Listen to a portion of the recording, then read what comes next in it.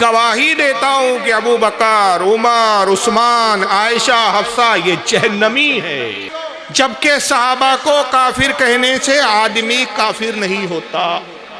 السلام علیکم ورحمۃ اللہ وبرکاتہ۔ ناظرین، میں ہوں آپ کا دوست مولانا احسان رضا۔ بہت ہی اہم اور خاص ویڈیو لے کر پھر سے میں آپ کی خدمت میں حاضر ہوں۔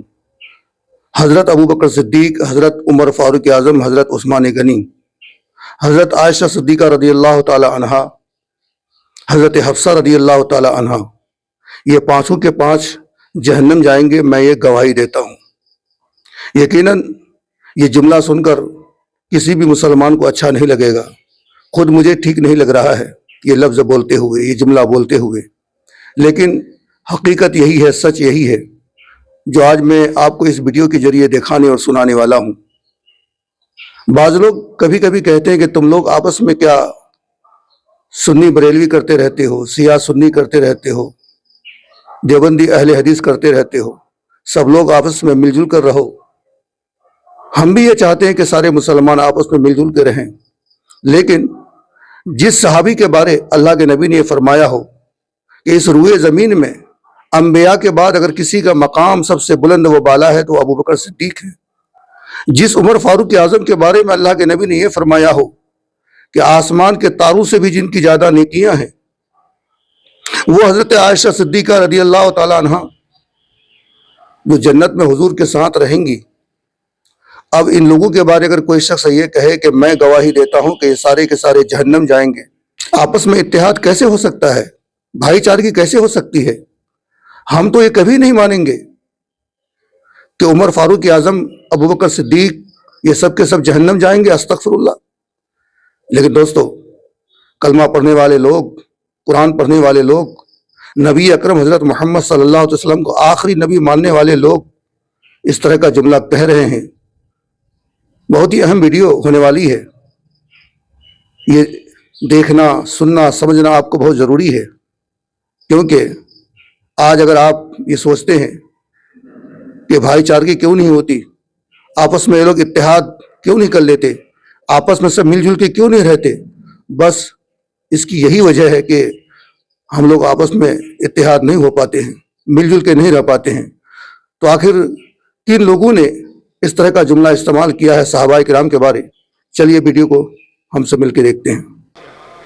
فقل يا أخي الكريم على بركة الله تعالى أشهد أن لا إله إلا الله أشهد أن لا إله إلا الله وحده لا شريك له وحده لا شريك له أشهد أن محمد رسول الله أشهد أن محمدا رسول الله أشهد أن أمير المؤمنين عليا وأشهد أن أمير المؤمنين عليا ولي الله ولي الله وأشهد أن فاطمة الزهراء وأشهد أن فاطمة الزهراء وأبناءها المعصومين وأبناءها المعصومين حجج الله حجج الله أشهد أن أبا بكر وعمر أشهد أن أبا بكر وعمر وعثمان وعثمان وعائشة وحفصة وعائشة وحفصة في النار في النار في النار في النار۔ کیا سن لیا؟ سمجھ میں آئی کچھ عربی؟ وہاں تک تو ہم بھی اختلاف نہیں کرتے، اگر تمہارا کلمہ یہاں تک رہتا ٹھیک ہے، ہضم کر لیتے ہم تھوڑی دیر کے لیے۔ اشہد ان لا الہ الا اللہ واشہد ان محمدن رسول اللہ، ٹھیک ہے۔ اشہد ان علی ولی اللہ، چلو اس کو بھی ہم ہضم کر دیں گے، حالانکہ ہمارے کلمے میں شامل نہیں ہے۔ ہمارے لیے یہ کلمے میں اس کا اضافہ ایمان میں داخل ہونے کی شرط نہیں ہے، لیکن چلو تم نے اس کو کہا، اس کو بھی ہم تسلیم کرتے ہیں۔ ترجمہ کیا ہوتا ہے؟ میں شہادت دیتا ہوں کہ علی جو ہے اللہ کے ولی ہے، ٹھیک ہے، ہم بھی مانتے ہیں، ہم تو ولیوں کا سردار مانتے ہیں ان کو۔ ہم تو کہتے ہیں ہمارے سارے ولیوں کی ولایت کے جتنے سلسلے ہیں، طریقت کے سلسلے اور جتنے بھی عظمتیں ہیں، فضیلت، سب علی سے وابستہ، وہیں سے فیض جاری ہوا، ٹھیک ہے۔ پھر اس کے بعد کہا کہ اشہد ان فاطمہ الزہرا وابناء المعصومین، معصومین یعنی گناہوں سے پاک، یہ کہتے ہیں امام حسن اور امام حسین، یہ معصومین ہیں۔ میں گواہی دیتا ہوں کہ حضرت فاطمہ، حسن، حسین یہ معصوم ہیں۔ چلو ٹھیک ہے آپ کا عقیدہ ہے، مگر بعد کے جملے کیا تھے؟ اشہد ان ابا بکر و عمر و عائشہ و حفصہ فی النار، معاذ اللہ استغفر اللہ، میں گواہی دیتا ہوں کہ ابو بکر، عمر، عثمان، عائشہ، حفصہ یہ جہنمی ہے۔ استغفر اللہ۔ فی النار کا مطلب کیا ہوتا ہے؟ یہ جہنم یہ کون؟ حضرت عائشہ نبی کی بیوی، جن کے بارے میں آقا کہتے ہیں کہ اے عائشہ تم وہ ہو کہ جنت میں بھی میری بیوی ہو، دنیا میں بھی میری بیوی ہو۔ حضرت حفصہ حضرت عمر کی بیٹی ہے، وہ بھی رسول اللہ کی زوج مطہرہ ہے، وہ بھی حضرت نبی پاک صلی اللہ علیہ وسلم کے ساتھ جنت میں ہوں گی۔ عثمان غنی کا وہ مقام ہے، امام حاکم نے المستدرک میں لکھا کہ ایک شخص آیا، اس نے کہا یا رسول اللہ جنت میں روشنی کیا ہوگی؟ جنت میں روشنی کا کیا انتظام ہوگا؟ اس صحابی نے، بدو صحابی تھے، دیہاتی صحابی تھے، خیال کیا بھئی دنیا میں روشنی کے لیے سورج ہے، چاند ہے، رات میں چاند کی روشنی ہوتی ہے، دن میں سورج کی روشنی ہوتی ہے، جنت میں چاند و سورج تو ہوں گے نہیں۔ آقا نے کہا پوچھنے والے سن، ہاں جنت میں روشنی ہوں گی، اور جانتا روشنی کیا ہوں گی؟ میرے عثمان کو جنت کے ہر درجے میں پھرایا جائیں گا، جیسے جیسے عثمان جنت کی سیر کرتا جائیں گا اس کے چہرے کی روشنی سے جنت روشن ہوتے جائیں گے۔ سبحان اللہ، سبحان اللہ۔ یہ عثمان غنی کا مقام، ہر صحابی کا اپنا مقام اور اپنا درجہ ہے۔ جو جنتی، جن کو جنت کی بشارت آقا نے دنیا میں دے دی، جن کا ہر لمحہ رسول اللہ کی ایسی اطاعت میں گزرا کہ جس کی تاریخ میں کوئی مثال نہیں ملتی۔ جب بدبخت کلمہ پڑھ رہے ہیں تو کہتے کہ گواہی دیتا ہوں کہ جہنمی ہے، معاذ اللہ، رے بدبخت تو خود جہنمی ہے۔ اور یہی نہیں بلکہ ہمارے ہاں عشاء میں وتر میں دعا قنوت پڑھی جاتی ہے، پڑھتے ہیں نا آپ لوگ؟ ان کے آنکھ قنوت ذرا دیکھ لیجئے، دعا میں قنوت کیا پڑھتے ہیں۔ نماز میں بھی یہ بدبخت خلفاء پہ لعنت کرتے ہیں، سنیے۔ اللهم صل على محمد وآل محمد الطيبين الطاهرين وعجل فرجهم في عافية منا وارحمنا بهم والعن أعداءهم. اللهم صل على فاطمة وأبيها وبعلها وبنيها عدد ما أحاط به علمك. رب اغفر وارحم وتجاوز عما تعلم إنك أنت الأعز الأجل الأكرم. وصل على محمد وآله الطاهرين ولعن أعداءهم أجمعين ولعن أعداءهم أجمعين سيما أبا بكر وعمر وعثمان وعائشة وحفصة وقتلة الحسين عليه السلام. یہ دعا قنوت میں ہاتھ اٹھا کے دعا پڑھتے ہیں، شافیوں کے نزدیک بھی ہاتھ اٹھا کے پڑھا جاتا ہے، رافتیوں کے بھی نزدیک ہاتھ اٹھا کے قنوت پڑھی جاتی ہے۔ پہلے تو اس نے درود پڑھا، سلام پڑھا، یہ پڑھا، اور بعد میں کیا آیا؟ لعن اللہ آدائے، اب نماز میں بھی یہ لوگ لعنت بھیجتے ہیں ان صحابہ کرام، یعنی معصومین سے مراد ان کی اہل بیت کے دشمنوں پر اللہ کی لعنت ہو، اللہ کے دشمنوں پہ اللہ کی لعنت ہو۔ اور پھر اس نے لام لیا، کن پہ لعنت ہو؟ ابا بکرین، عمر، عثمان، عائشہ، حفصہ، وقتل الحسین، حسین کے قاتلوں پر لعنت ہو۔ جو نمازوں میں خلفاء کو گالیاں بک رہے ہو یار، لعنتیں بھیج رہے ہو، کیا منہ دکھائیں گے قیامت کے دن؟ ان بدبختوں کو یہ علی کے جھوٹے دعوے دار ہیں۔ امام ابن حجر المکی سوائق المورقہ میں لکھتے ہیں کہ ایک مرتبہ حضرت ابوبکر صدیق مولا علی کو دیکھ رہے ہیں، مسکراتے دیکھتے ہیں، مسکراتے ہیں، دیکھتے ہیں، مسکراتے ہیں۔ بہت دیر تک جب معاملہ چلا، مولا علی نے عرض کیا امیر المومنین فدا ہو جاؤں میں آپ پر، اس سے پہلے کبھی ایسا نہیں ہوا کہ آپ مجھے دیکھ دیکھ کے اتنا مسکرائے ہو، کیا بات ہے کہ آپ مجھے دیکھ کے مسکرا رہے ہیں؟ تو حضرت سید ابوبکر فرماتے ہیں کہ علی مجھے رسول اللہ کی ایک حدیث یاد آ گئی، وہ حدیث یاد آئی اور بس اس بنیاد پہ میں تمہیں دیکھ رہا ہوں، مسکرا رہا ہوں۔ یا ابا بکرین کیا حدیث ہے؟ کہا رسول اللہ سے میں نے اپنے کانوں سے سنا کہ میرے آقا نے فرمایا کہ قیامت کے دن اللہ تعالیٰ اعمال میزان پہ تولیں گا، نیکیاں زیادہ ہوں گی، حکم الہی ہوں گا، اس کو جنت کی طرف فرشتے لے جاؤ، اعمال کی بنیاد پہ جنت کا مزدہ سنا دیا جائے گا۔ پھر آقا نے کہا کہ جب فرشتے جنت کے قریب لائیں گے، دروغہ جنت کو اللہ حکم دیں گا کہ اس شخص کو اس وقت تک جنت میں داخل نہ کر جب تک وہ علی سے جنت میں داخلے کا پروانہ نہ لے۔ تو جب وہ جنت کے قریب آئیں گا تو دروغہ جنت کہیں گا تمہارے اعمال کی بنیاد پہ جنت میں جانے کا حکم ہو گیا، لیکن محبت علی کا پروانہ ہے تمہارے پاس؟ تو جنتی کہیں گا یہ کیا ہے؟ کہیں گا تم علی سے محبت کرتے تھے کیا دنیا میں؟ ہاں ہاں محبت کرتے، جاؤ علی سے محبت کا پروانہ لاؤ۔ پروانہ مطلب پاس۔ تو پھر آقا نے کہا، یہ ابو بکر صدیق حدیث سنا رہے ہیں علی کو، تو تو آقا نے کہا کہ پھر وہ جنتی علی کی طرف آئیں گے، اور علی سے جو حقیقت میں دنیا میں محبت کرتا تھا علی اس کو پروانہ دیں گے. جس کو علی پروانہ دے وہی جنت میں داخل ہوگا، جس کو پروانہ نہ دے اس کو جنت سے لوٹا دیا جائے گا. یہ کہہ کہ ابو بکر خاموش ہو گئے. کہا علی یہ حدیث یاد ہے اس لیے میں مسکرا رہا ہوں.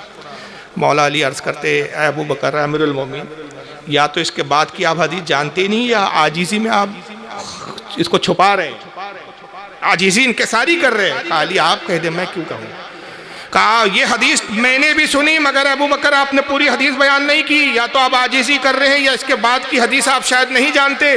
میں نے جب رسول اللہ سے سنا تو آقا نے کہا علی جب وہ جنتی تجھ سے جنت کا پروانہ لینے آئے خدا کی قسم تو اس شخص کو ہرگز پروانہ نہ دینا جس کے دل میں ابو بکر اور عمر کی محبت نہ ہو.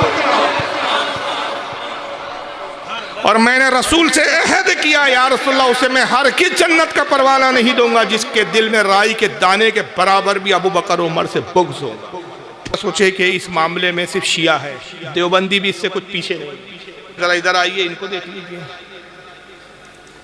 ان کا کیا حال ہے. دیوبندی جماعت کے بارے میں بتایا جا رہا ہے. صحابہ کو کافر کہنے سے آدمی کافر نہیں ہوتا. یہ اپنے ہی اکابر کے فتاوی میں نے پڑھا ہے.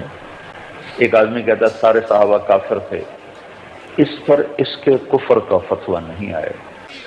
یہ کہتا ہے یہ بھی سن لو، جبکہ صحابہ کو کافر کہنے سے آدمی کافر نہیں ہوتا. میرے آقا کی حدیث ہے کہ جب دو شخص آپس میں ایک دوسرے کو، دو مسلمان ہو اور آپس میں ایک دوسرے کو کافر کہے، ان میں سے ایک کافر ضرور ہو جاتا. جس کو کافر کہا اگر وہ واقعی کافر ہے، اس سے واقعی کفر سرزد ہوا تو ٹھیک. اور آقا فرماتے ہیں کہ جس کو کافر کہا اگر وہ کافر نہیں رہا تو کہنے والے کی طرف کفر لوٹ آتا ہے. تو آپ کسی مسلمان کو بلا وجہ بغیر کسی ثبوت کے، بغیر کسی ثبوت شرعی کے کافر نہیں کہہ سکتے رہے. مگر طارق جلیل صاحب کی بولی کیا ہے کہ صحابہ کو بھی کافر کہنے سے آدمی کافر نہیں ہوتا. یہ اپنے ہی اکابر کے فتاوی میں میں نے پڑھا. لیکن ایک عجیب بات ہے اس فرقے کی، یہ تمام صحابہ کو کافر کہہ دے تو کہتے کفر نہیں پلٹیں گا، مگر ان کو کوئی کافر کہہ دے تو فوراً ناراض ہو جاتے اور کہتے کافر کو بھی کافر نہیں کہنا چاہیے. دوگلی پالیسی دیکھ رہے ہیں آپ اس جماعت کی. کافر کو بھی کافر نہیں کہنا چاہیے. آپ مسلمان کو کافر کہتے، ہم اتنی چلت پھرت کرتے، اتنی جماعت لے کے چلتے، آپ ہمیں کافر کہہ رہے. بھائی کس کتاب میں ہے کہ کافر کو کافر نہیں کہنا چاہیے؟ تو مگر طارق جلیل صاحب نے صاحب گوئی کے ساتھ ایک جملہ ضرور کہا کہ یہ میں نے اپنے اکابر کے فتاوی میں پڑھا. ذکر نہیں کیا کون سا فتاوی، لیکن وہ کتاب اتفاق سے میرے پاس موجود ہے. ہاں انہوں نے اپنے اکابر کی کتاب میں، ہاں یہ کلیئر، ہاں اپنے اکابر، ہمارے اکابر نہیں، اہل سنت کے اکابر نہیں، دیوبندیوں کے اکابر. اور دیوبندیوں کے اکابر ان میں کون ہیں جس نے یہ فتویٰ دیا؟ نام نہیں لیا لیکن ہمارے پاس کتابیں ہم دکھا رہے ہیں. فتاوی رشیدیہ مولانا رشید احمد گنگوہی ہے، اشرف علی تھانوی صاحب کے استاد ہیں. بانی تبلیغی جماعت، جنہوں نے تبلیغی جماعت بنائی مولوی الیاس کاندھیلوی کے پیر صاحب ہیں. الیاس کاندھیلوی صاحب ان سے مرید ہوئے تھے، دیوبند کے بڑے بزرگ اور اکابرین میں شمار ہوتے. انہوں نے فتاوی رشیدیہ میں لکھا کہ اگر کوئی صحابی کو بھی کافر کہے، صحابہ کی تکفیر کرے، ان پہ کفر کا فتویٰ لگائے، تو بھی وہ اہل سنت و جماعت سے خارج نہیں ہوگا، وہ مسلمان ہی رہے گا. اور انہی کے نقش قدم پہ چل رہے ہیں. نام نہیں لوں گا میں، آپ شکل دیکھ کے بتائیں کہ انہیں پہچانتے ہیں کہ آپ. آج کی ڈیٹ میں بھی اگر کوئی کسی صحابی کو اپنے علم کی بنیاد پہ کافر بھی ڈکلیئر کر دے، وہ یہ سمجھے کہ میرے نزدیک وہ کافر تھا، تو اس سے یہ نہیں ہوگا کہ ہم اس کی تکفیر کریں گے. اس تک جو روایتیں پہنچی ہیں وہ یہی سمجھتا ہے. جس طرح کہ سیدنا عمر نے ان کے بارے میں، انہوں نے تو سامنے دیکھ کے بھی کہہ دیا ہے منافق ہے، تو نبی علیہ السلام کو چاہیے تھا، آپ فرماتے کہ عمر تم توبہ کرو، تم نے اس کو کافر اور منافق کہا ہے تو کفر تمہاری طرف لوٹ آیا ہے. آپ فرمائے نہیں. اسی لیے امام بخاری نے کتاب الادب چیپٹر جو بند ہے نا، اس میں باقاعدہ انہوں نے اس کو باب کی ہیڈنگ بنایا ہے کہ اگر کوئی شخص تعویل کی غلطی کی وجہ سے کسی کو کافر کہہ بیٹھے تو اس کے اوپر کفر نہیں لوٹے گا. اب یہ بڑا کرٹیکل ایک ایشو ہے. اسی لیے میں کہتا ہوں کہ تکفیر صرف اس شخص کی ہو سکتی ہے جو اللہ، رسول، آخرت، قرآن کا انکار کرے. اگر کسی ہستی کا کوئی انکار کر دیتا ہے، سیدنا ابو بکر، عمر، عثمان و علی یا کسی بھی اور بڑی سے بڑی ہستی کا، تو یہ کفر اسلام کا مسئلہ نہیں ہوگا. آپ اس کو یعنی ایک بدعت پہ مبنی کہہ سکتے ہیں، گمراہی پر مبنی کہہ سکتے ہیں، دوزخ میں لے جانے والا کام کہہ سکتے ہیں، لیکن اسلام سے اخراج والا معاملہ نہیں ہوگا. یہ ایک کریٹیکل ایشو ہے. یہ مسئلہ تکفیر بہت سینسٹیو ہے. مسئلہ تکفیر بڑا سینسیٹیو مسئلہ ہے، بہت حساس مسئلہ ہے. اب حساس سے زیادہ آسان لفظ نہیں ہے میرے پاس اردو کا. پتہ نہیں بنگال میں آپ لوگ اس جملے کو کتنا سمجھے. سینسیٹیو سمجھ گئے کہ جو انگلش سمجھتے ہیں. بڑا سینسیٹیو، بڑا حساس مسئلہ ہے. کوئی شخص تعویل کی بنیاد پر کسی صحابی کو کافر کہہ دے تو اس پر ہم اس کی تکفیر نہیں کریں گے. مرزا پلمبر صاحب کہہ رہے ہیں اس کو کافر نہیں کہیں گے، جبکہ یہ مطلقاً حکم ہے ہمارے امام نے. امام مالک رحمۃ اللہ علیہ کا فتویٰ ہے کہ جو جماعت صحابہ کو مطلقاً کافر قرار دے واجب القتل ہے. امام مالک کا فتویٰ اور دیگر ائمہ نے بھی یہی کہا. ہاں، مخصوص کسی ایسے صحابی کے کسی فعل کی بنیاد پر وہ اگر ان کی گستاخی کرے، توہین کرے، تکفیر نہیں. تکفیر تو کسی بھی صحابہ کی کریں گا. حضرت امیر معاویہ کو جب کافر کہیں گا علماء نے کہا اس کو بھی ہم کافر کہیں گے. کافر کہنا ایک الگ مسئلہ ہے. کسی کی افضلیت کا انکار کرے یا کسی صحابی کی مقام و درجے کو اس سے کم تر بیان کرے اس کو گمراہ اور بد مذہب کہا جائے گا. ناظرین کرام، ویڈیو مکمل کرنے سے پہلے میں ذرا سا خلاصہ کر دیتا ہوں. آج آپ لوگ جو کہتے ہیں نا کہ تم لوگ کیا سیاہ سنی کرتے ہو، دیوبندی بریلی کرتے ہو، تو انہی کچھ باتوں کی وجہ سے ہم لوگ آج سیاہ سنی کرتے ہیں، دیوبندی بریلی کرتے ہیں. آپ مجھے ایمانداری سے بتانا، ایک ان پڑھ سے ان پڑھ مسلمان بھی یہ سننا گوارا نہیں کرے گا کہ ابو بکر صدیق معاذ اللہ جہنمی ہے، عمر فاروق اعظم جہنمی ہے، عثمان غنی جہنمی ہے، حضور کی بیوی حضرت عائشہ جہنمی ہے. کیا کوئی مسلمان یہ سننا پسند کرے گا؟ بالکل نہیں. لیکن کوئی مسلمان ہو کر یہ عقیدہ رکھتا ہو تو ہم ان کے ساتھ بھائی چارگی سے کیسے رہ سکتے ہیں، پیار محبت سے کیسے رہ سکتے ہیں، ہم انہیں اپنی جماعت میں کیسے شامل کر سکتے ہیں؟ آپ ہی ذرا مجھے بتائیں. اب دوسری بات یہ کہ تم لوگ دیوبندی بریلی کیوں کرتے ہو؟ تو ابھی آپ کو مولانا فاروق صاحب نے دکھایا کہ مولانا طارق جمیل صاحب کیا کہہ رہے ہیں کہ اگر کوئی صحابہ کرام کو کافر کہہ دے تو وہ کافر نہیں ہوتا. حالانکہ دیوبندی جماعت کے لوگ یہ کہتے ہیں کہ کافر کو بھی کافر نہیں کہنا چاہیے. اب مجھے بتائیے کہ صحابہ کرام کو کافر کہے تو اس کے ساتھ آپ مل جل کے رہو. بھلا ایسا ہو سکتا ہے؟ نہیں ہو سکتا ہے. تو دوستو، کچھ ایسی باتیں ہیں جس کی وجہ سے آج دنیا کے مسلمان آپس میں بٹے ہوئے ہیں. ہم تو دعا یہ کریں گے کہ سارے مسلمانوں کو اللہ ہدایت دے اور سب لوگ آپس میں مل جل کے رہیں. یہی میری دعا ہے. ویڈیو کیسی لگی بتائیے گا ضرور. اگر اچھی لگی ہے ویڈیو تو لوگوں تک شیئر کیجئے. ثواب کی نیت سے دیجئے اپنے دوست مولانا احسان کو اجازت. السلام علیکم.